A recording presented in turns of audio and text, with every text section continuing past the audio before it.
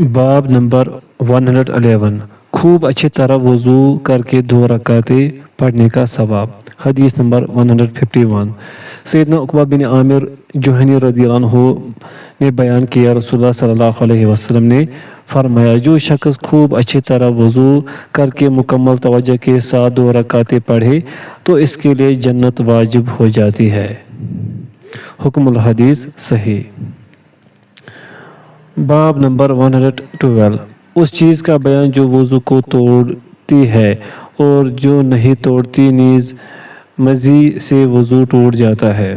حدیث نمبر 152 سیدنا علی رضی اللہ عنہ نے فرمایا، مجھے بہت زیادہ مزی آتی تھی، نبی صلی اللہ علیہ وسلم کے لخت جگر میری اہلیہ تھی، اس لیے آپ صلی اللہ علیہ وسلم سے مسئلہ دریافت کرنے سے مجھے حیا آئی، تو میں نے اپنے پہلو میں بیٹھے ہوئے ایک آدمی سے کہا، آپ سے مسئلہ پوچھو۔ پس اس نے آپ سے مسئلہ پوچھا تو آپ صلی اللہ علیہ وسلم نے فرمایا، اس کے نکلنے میں وضو ہے۔ حکم الحدیث صحیح۔ حدیث نمبر 153 سیدنا علی رضی اللہ عنہ نے فرمایا، میں نے سیدنا مقداد رضی اللہ عنہ سے کہا، جب آدمی اپنی اہلیہ کے ساتھ خلوت اختیار کرے اور اس کی مزی نکل آئے جبکہ اس نے جماع نہ کیا ہو، پس نبی صلی اللہ علیہ وسلم سے اس کے متعلق دریافت کرو، کیونکہ میں اس کے متعلق آپ صلی اللہ علیہ وسلم سے دریافت کرنے میں حیا محسوس کرتا ہوں، اس لیے کہ آپ کے لخت جگر میری اہلیہ ہے۔ پس اس نے آپ صلی اللہ علیہ وسلم سے مسئلہ دریافت کیا تو آپ صلی اللہ علیہ وسلم نے فرمایا، وہ اپنی شرمگاہ دھوئے اور جس طرح نماز کے لیے وضو کرتا ہے اس طرح وضو کرے۔ حکم الحدیث صحیح۔ حدیث نمبر 154 عائش بن انس سے روایت ہے کہ سیدنا علی رضی اللہ عنہ نے فرمایا، مجھے بہت زیادہ مزی آتی تھی، پس میں نے سیدنا عمار بن یاسر رضی اللہ عنہ سے کہا کہ وہ رسول اللہ صلی اللہ علیہ وسلم سے اس کے متعلق مسئلہ دریافت کرے، کیونکہ آپ کے لخت جگر میری اہلیہ ہے، میں آپ سے مسئلہ دریافت کرنے میں حیا محسوس کرتا ہوں۔ آپ نے فرمایا، اس مزی نکلنے سے وضو کافی ہے۔ حکم الحدیث صحیح۔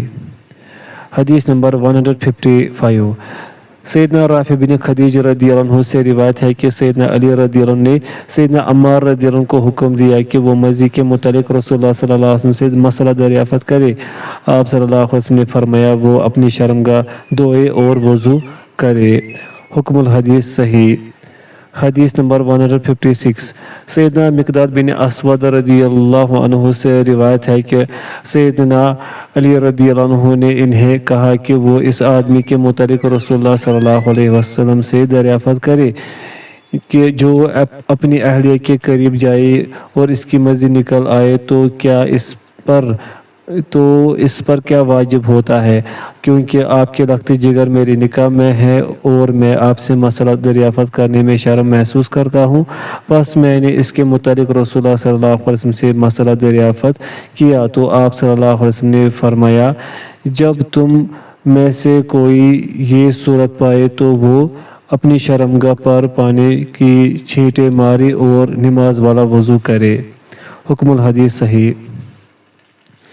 حدیث نمبر 157 سیدنا علی رضی اللہ عنہ نے فرمایا، میں نے فاطمہ رضی اللہ عنہ کی زوجہ کی وجہ سے مزی کے متعلق رسول اللہ صلی اللہ علیہ وسلم سے مسئلہ دریافت کرنے میں شرم محسوس کی، تو میں نے سیدنا مقداد رضی اللہ عنہ سے کہا تو انہوں نے آپ سے مسئلہ دریافت کیا تو آپ صلی اللہ علیہ وسلم نے فرمایا، اس میں وضو ہے۔ حکم الحدیث صحیح۔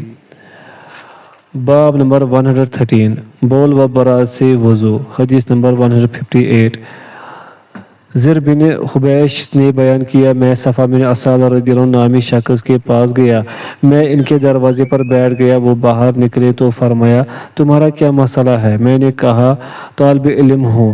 انہوں نے فرمایا، فرشتے طالب علم کے لیے اس کے طلب علم کی خوشی میں اپنے پر رکھ دیتے ہیں۔ پس انہوں نے فرمایا، تم کس چیز کے متعلق دریافت کرتے ہو؟ میں نے کہا، موضوع کے متعلق۔ انہوں نے فرمایا، جب کبھی ہم کسی سفر میں رسول اللہ صلی اللہ علیہ وسلم کے ساتھ ہوا کرتے تھے تو آپ ہمیں حکم فرماتے کہ ہم جنابت کے علاوہ بول و براز اور نیند سے 3 دن تک ان موضوع کو نہ اتارے۔ حکم الحدیث حسن۔ باب نمبر 114 پاخانے سے وضو ٹوٹ جاتا ہے۔ حدیث نمبر 159 سیدنا صفوان بن عسال رضی اللہ عنہ نے فرمایا جب کبھی ہم کسی سفر میں رسول اللہ صلی اللہ علیہ وسلم کے ساتھ ہوا کرتے تھے تو آپ ہمیں حکم فرماتے کہ ہم جنابت کے علاوہ بول و براز اور نیند سے 3 دن تک ان موضوع کو نہ اتارے۔ حکم الحدیث حسن۔ باب نمبر 115 ہوا خارج ہونے سے وضو ٹوٹ جاتا ہے۔ حدیث نمبر 160 سیدنا عبداللہ بن زید رضی اللہ عنہ نے فرمایا نبی صلی اللہ علیہ وسلم سے شکایت کی گئی کہ آدمی نماز میں کوئی چیز محسوس کرتا ہے کہ اس کی ہوا خارج ہوئی ہے۔ آپ صلی اللہ علیہ وسلم نے فرمایا وہ نماز نہ توڑے حتیٰ کہ وہ بو محسوس کرے یا کوئی آواز سنے۔ حکم الحدیث صحیح۔ حدیث نمبر 116 باب نمبر 116 نیند سے وضو ٹوٹ جاتا ہے۔ حدیث نمبر 161 سیدنا ابو ہریرہ رضی اللہ عنہ سے روایت ہے کہ رسول اللہ صلی اللہ علیہ وسلم نے فرمایا جب تم میں سے کوئی نیند سے بیدار ہو تو وہ اپنا ہاتھ برتن میں داخل نہ کرے حتیٰ کہ وہ اسے 3 مرتبہ دھو لے کیونکہ وہ نہیں جانتا کہ اس کے ہاتھ نے جسم کے کس حصے پر رات گزاری ہے۔ حکم الحدیث صحیح۔ باب نمبر 117 اونگ۔ حدیث نمبر 162 ام المومنین سیدہ عائشہ رضی اللہ عنہا نے بیان کیا رسول اللہ صلی اللہ علیہ وسلم نے فرمایا جب آدمی نماز پڑھ رہا ہو یعنی تہجد پڑھ رہا ہو اور اسے اونگ آئے تو وہ نماز پڑھنا چھوڑ دے۔ ہو سکتا ہے کہ وہ اپنے لیے بد دعا کر رہا ہو جبکہ اسے معلوم ہی نہ ہو۔ حکم الحدیث صحیح۔ باب نمبر 118 شرمگاہ کو ہاتھ لگنے سے وضو ٹوٹ جاتا ہے۔ حدیث نمبر 163 عروہ بن زبیر بیان کرتے ہیں میں مروان بن حکم کے پاس گیا تو ہم نے ناقص وضو کا ذکر کیا تو مروان نے کہا شرمگاہ کو ہاتھ لگنے سے وضو ٹوٹ جاتا ہے۔ عروہ نے کہا میں یہ نہیں جانتا۔ مروان نے کہا بصرہ بنت صفوان رضی اللہ عنہا نے مجھے بتایا کہ انہوں نے رسول اللہ صلی اللہ علیہ وسلم کو فرماتے ہوئے سنا جب تم میں سے کوئی اپنی شرمگاہ کو ہاتھ لگائے تو وہ وضو کرے۔ حکم الحدیث صحیح۔ حدیث نمبر 164 عروہ بن زبیر بیان کرتے ہیں مروان نے مدینے پر اپنی خلافت کے دوران ذکر کیا کہ جب آدمی اپنی شرمگاہ کو ہاتھ لگائے تو وضو کرے۔ میں نے اس کا انکار کیا اور کہا جو شخص اس شرمگاہ کو ہاتھ لگائے اس پر وضو کرنا لازم نہیں۔ مروان نے کہا بصرہ بنت صفوان رضی اللہ عنہ نے مجھے بتایا کہ انہوں نے رسول اللہ صلی اللہ علیہ وسلم سے سنا آپ صلی اللہ علیہ وسلم نے نواقض وضو ذکر فرمائے تو رسول اللہ صلی اللہ علیہ وسلم نے فرمایا شرمگاہ کو ہاتھ لگ جانے سے وضو کرنا ہوگا۔ اور وہ نے کہا میں مروان سے بحث و مباحثہ کرتا رہا حتیٰ کہ انہوں نے اپنے محافظوں میں سے ایک آدمی کو بلایا اور اسے سیدنا بصرہ رضی اللہ عنہ کے پاس بھیجا تو اس نے ان سے اس مسئلے کے متعلق دریافت کیا جو انہوں نے مروان کو بتایا تھا تو سیدنا بصرہ رضی اللہ عنہ نے بالکل اسی طرح جواب بھیجا جس طرح مروان نے ان کے حوالے سے مجھے بیان کیا تھا۔ حکم الحدیث صحیح۔ باب نمبر 119 شرمگاہ کو چھونے سے وضو نہیں ٹوٹتا۔ حدیث نمبر 165 سیدنا طلق بن علی رضی اللہ عنہ نے بیان کیا ہم وفد کے طور پر روانہ ہوئے حتیٰ کہ ہم رسول اللہ صلی اللہ علیہ وسلم کی خدمت میں پہنچے تو ہم نے آپ کی بیعت کی اور ہم نے آپ کے ساتھ نماز پڑھی۔ جب آپ نماز پڑھ چکے تو ایک آدمی آیا گویا کہ وہ بدوی تھا۔ اس نے عرض کیا اللہ کے رسول صلی اللہ علیہ وسلم آپ اس آدمی کے متعلق کیا فرماتے ہیں جو نماز میں اپنی شرمگاہ کو چھوتا ہے؟ آپ نے فرمایا وہ بھی تو تمہاری جسم کا ایک حصہ ہی تو ہے۔ گزشتہ حدیث ننگے بدن شرمگاہ کو چھونے کے حوالے سے اور یہ حدیث کپڑے کے اوپر سے چھونے کے متعلق ہے۔ حکم الحدیث صحیح۔ باب نمبر 120 شہوت کے بغیر اہلیہ کو چھونے سے وضو نہیں ٹوٹتا۔ حدیث نمبر 166 سیدہ عائشہ رضی اللہ عنہ نے فرمایا رسول اللہ صلی اللہ علیہ وسلم نماز پڑھ رہے تھے جبکہ میں آپ کے آگے اس طرح لیٹی ہوئی تھی جس طرح جنازہ پڑا ہو حتیٰ کہ جب آپ وتر پڑھنے کا ارادہ فرماتے تو آپ مجھے اپنا پاؤں لگا دیتے۔ حکم الحدیث صحیح۔ حدیث نمبر 167 حضرت سیدہ عائشہ رضی اللہ عنہا نے فرمایا تم نے مجھے رسول اللہ صلی اللہ علیہ وسلم کے آگے لیٹے ہوئے دیکھا جبکہ رسول اللہ صلی اللہ علیہ وسلم نماز پڑھ رہے ہوتے تھے، پس جب آپ ارادہ فرماتے کہ سجدہ کرے تو آپ میرے پاؤں کو چھوتے تو میں اسے اپنی جانب اکٹھا کر لیتے، پھر آپ سجدہ کرتے۔ حکم الحدیث صحیح۔ حدیث نمبر 168 سیدہ عائشہ رضی اللہ عنہا نے فرمایا میں رسول اللہ صلی اللہ علیہ وسلم کے سامنے سو جاتی تھی جبکہ میرے پاؤں آپ کے قبلہ کی جانب ہوتے تھے، پس جب آپ سجدہ کرتے تو مجھے اشارہ کر دیتے تو میں اپنے پاؤں سمیٹ لیتی، پس جب آپ کھڑے ہو جاتے تو میں انہیں پھیلا لیتی، اور ان دنوں گھروں میں چراغ نہیں ہوتے تھے۔ حکم الحدیث صحیح۔ حدیث نمبر 169 سیدہ عائشہ رضی اللہ عنہا نے فرمایا میں نے ایک رات نبی صلی اللہ علیہ وسلم کو بستر پر نہ پایا تو میں نے اپنے ہاتھ سے آپ کو ٹٹولا تلاش کرنے لگی، پس میرا ہاتھ آپ کے قدموں کو لگا، وہ کھڑے تھے جبکہ آپ سجدے کی حالت میں دعا کر رہے تھے۔ میں تیری رضا کے ذریعے تیری ناراضگی اور تیری معافی کے ذریعے تیری سزا سے پناہ چاہتا ہوں، اور میں تجھ سے تیری پناہ طلب کرتا ہوں۔ میں کما حقہ تیری ثنا بیان نہیں کر سکتا، تو اسی طرح ہے جس طرح تو نے اپنی ثنا خود بیان کی ہے۔ حکم الحدیث صحیح۔ باب نمبر 121 بوسہ لینے سے وضو نہیں ٹوٹتا۔ حدیث نمبر 170 سیدہ عائشہ رضی اللہ عنہا سے روایت ہے کہ نبی صلی اللہ علیہ وسلم اپنی کسی زوجہ محترمہ کا بوسہ لیتے، پھر آپ صلی اللہ علیہ وسلم نماز پڑھتے اور نیا وضو نہیں کرتے تھے۔ ابو عبد الرحمن امام نسائی رحمہ اللہ نے فرمایا اس باب میں اس حدیث سے بہتر حدیث کوئی نہیں، اگرچہ یہ مرسل ہے۔ اعمش نے حبیب بن ابی ثابت کے حوالے سے عروہ عن عائشہ رضی اللہ عنہا کی سند سے روایت کیا۔ یحییٰ القطع نے کہا حبیب کی عروہ کے حوالے سے سیدہ عائشہ رضی اللہ عنہا سے مروی یہ حدیث اور حبیب کے عروہ کے حوالے سے سیدہ عائشہ رضی اللہ عنہا سے روایت وہ مستحاضہ نماز پڑھے اگرچہ خون کا قطرہ چٹائی پر گرے تو کوئی چیز نہیں۔ حکم الحدیث صحیح۔ باب نمبر 122 آگ پر پکی ہوئی چیز کھانے سے وضو۔ حدیث نمبر 171 سیدنا ابو ہریرہ رضی اللہ عنہ نے فرمایا میں نے رسول اللہ صلی اللہ علیہ وسلم کو فرماتے ہوئے سنا آگ پر پکی ہوئی چیز کھانے سے وضو کرو۔ حکم الحدیث صحیح۔ حدیث نمبر 172 سیدنا ابو ہریرہ رضی اللہ عنہ نے فرمایا میں نے رسول اللہ صلی اللہ علیہ وسلم کو فرماتے ہوئے سنا آگ پر پکی ہوئی چیز کھانے سے وضو کرو۔ حکم الحدیث صحیح۔ حدیث نمبر 173 عبداللہ بن ابراہیم بن قارظ نے بیان کیا میں نے سیدنا ابو ہریرہ رضی اللہ عنہ کو مسجد کی چھت پر وضو کرتے ہوئے دیکھا تو انہوں نے فرمایا میں نے پنیر کے ٹکڑے کھائے ہیں، پس میں نے اس وجہ سے وضو کیا کیونکہ میں نے رسول اللہ صلی اللہ علیہ وسلم کو آگ پر پکی ہوئی چیز کھانے سے وضو کرنے کا حکم فرماتے ہوئے سنا ہے۔ حکم الحدیث صحیح۔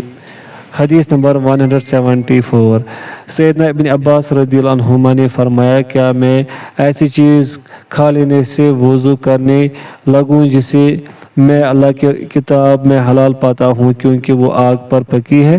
پس سیدنا ابو ہریرہ رضی اللہ عنہ نے کنکریاں اکٹھی کی تو فرمایا میں ان کنکریوں کی تعداد کے برابر قسم کھاتا ہوں کہ رسول اللہ صلی اللہ علیہ وسلم نے فرمایا آگ پر پکی ہوئی چیز کھانے سے وضو کرو۔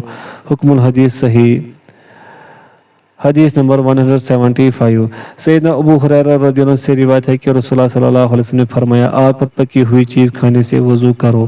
حکم الحدیث صحیح۔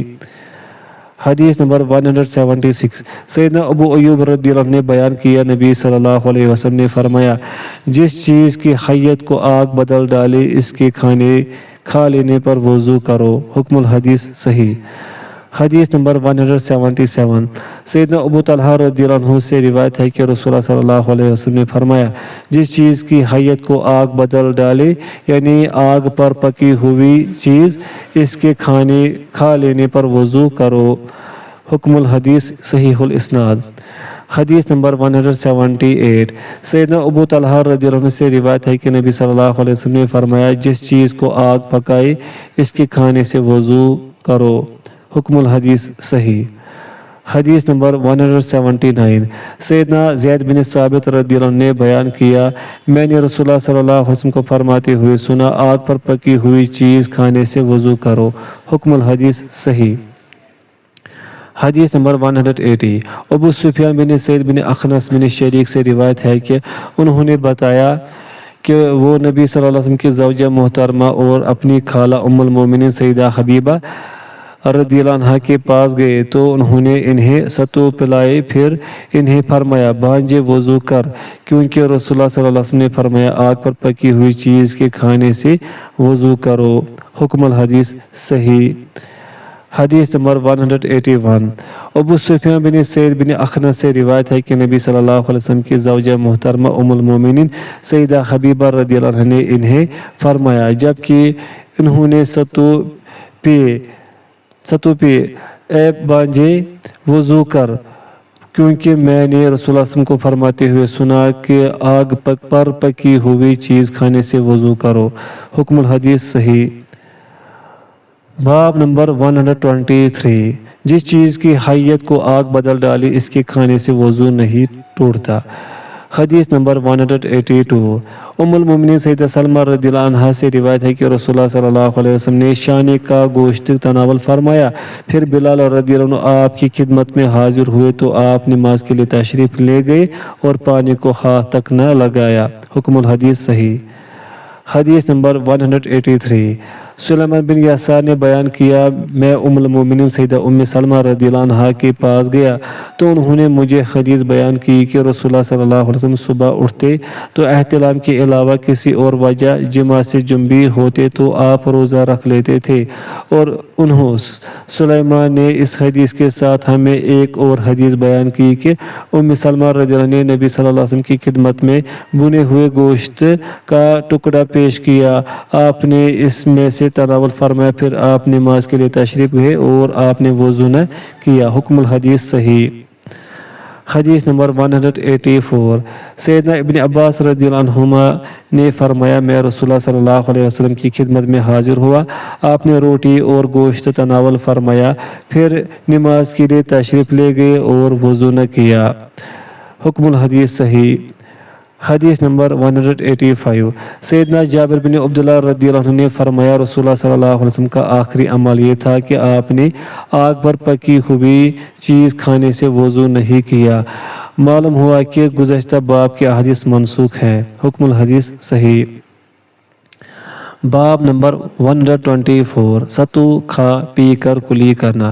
حدیث نمبر 186 سیدنا سوید بن نعمان رضی اللہ عنہ نے بیان کیا کہ خیبر کے سال وہ رسول اللہ صلی اللہ علیہ وسلم کے ساتھ روانہ ہوئے حتیٰ کہ جب وہ صحابہ کے مقام پر پہنچے تو آپ نے عصر کی نماز پڑھی پھر توشے منگائے تو صرف ستو پیش کیے گئے آپ صلی اللہ علیہ وسلم کے فرمانے پر انہیں بھگویا گیا آپ نے تناول فرماتے اور آپ نے بھی کھائے پھر آپ صلی اللہ علیہ وسلم نماز مغرب کے لیے اٹھے آپ صلی اللہ علیہ وسلم نے کلی کی اور ہم نے بھی کلی کی پھر آپ صلی اللہ علیہ وسلم نے نماز پڑھی اور نیا وضو نہ کیا حکم الحدیث صحیح